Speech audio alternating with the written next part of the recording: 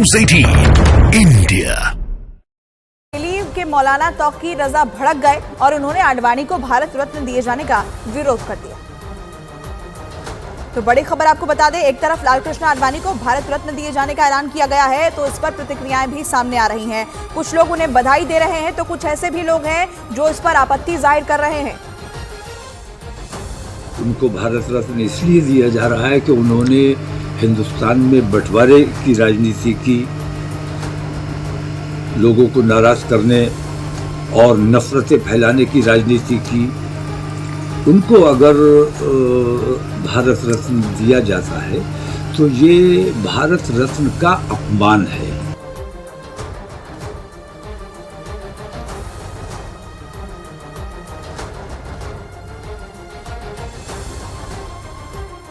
तो लालकृष्ण आडवाणी को भारत रत्न से नवाजा जा रहा है और ऐसे में तमाम तरह की प्रतिक्रियाएं सामने आ रही है। एक तरफ जहां प्रधानमंत्री नरेंद्र मोदी की ओर से इसका ऐलान किया गया, बीजेपी नेताओं की ओर से स्वागत किया गया है, वहीं तौकीर रजा की ओर से इसकी मुखालफत भी की जा रही है। तौकीर रजा के विरोध को लेकर अयोध्या के साधु संत भड़क गए हैं।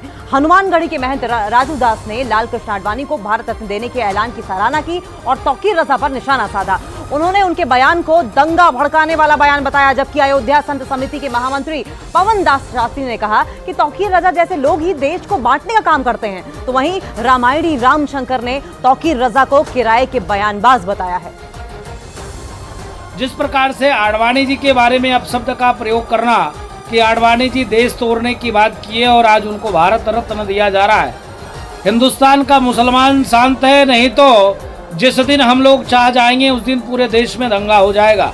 शुद्ध रूप से यह धमकी मौलाना तौकीर रजा का बर्दाश्त से बाहर है। ऐसे लोगों के खिलाफ सख्त से सख्त कार्रवाई होनी चाहिए। तौकीर रजा पहली बात तो किराए का टट्टू है, वो किराए पर मीडिया में आकर के बोलता है, ऐसे व्यक्ति का कोई वजूद नहीं है।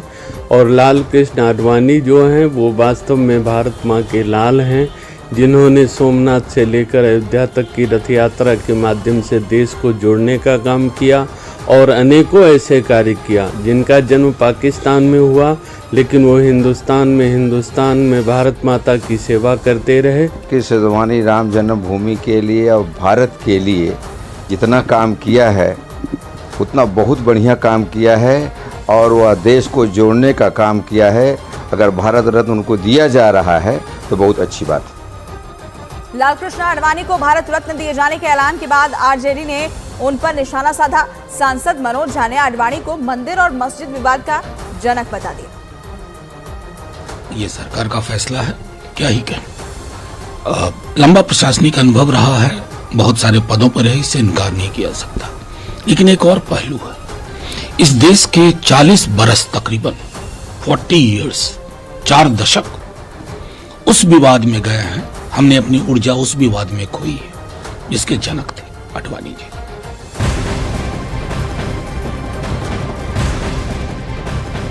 और आज पीएम मोदी असम का दौरा करेंगे और 11,000 करोड़ से अधिक की परियोजनाओं का उद्घाटन और शिलान्यास करेंगे। सुबह लगभग 11:30 बजे प्रधानमंत्री मां कामाख्या देवी मंदिर जाएंगे। मां कामाख्या दिव्य परियोजना, मां कामाख्या एक्सप्रेस कॉरिडोर का शिलान्यास करेंगे। प्रधानमंत्री 3400 करोड़ रुपए से अधिक लागत की कई सड़क परियोजनाओं की आधारशिला भी रखेंगे, जिनमें 38 पुलों सहित 43 सड़कें भी शामिल हैं। प्रधानमंत्री 4 लेन परियोजनाओं का भी उद्घाटन करेंगे और इन परियोजनाओं से ईटानगर से कनेक्टिविटी को बेहतर करने और क्षेत्र के समग्र आर्थिक विकास को बढ़ावा देने में मदद मिलेगी। प्रधानमंत्री राज्य में खेल से जुड़े हुए बुनियादी ढांचे को भी बढ़ावा देने के लिए कई परियोजनाओं की आधारशिला रखेंगे और इन परियोजनाओं में चंद्रपुर में एक अंतर्राष्ट्रीय खेल स्टेडियम और नेहरू स्टेडियम को फीफा मानक फुटबॉल स्टेडियम के रूप में विकसित करना शामिल है।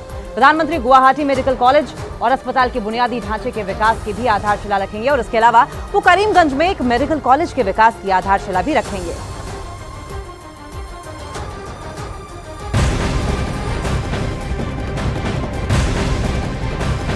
उल्लासनगर फायरिंग मामले में विधायक गणपत गायकवाड़ को उल्लासनगर कोर्ट में पेश किया गया।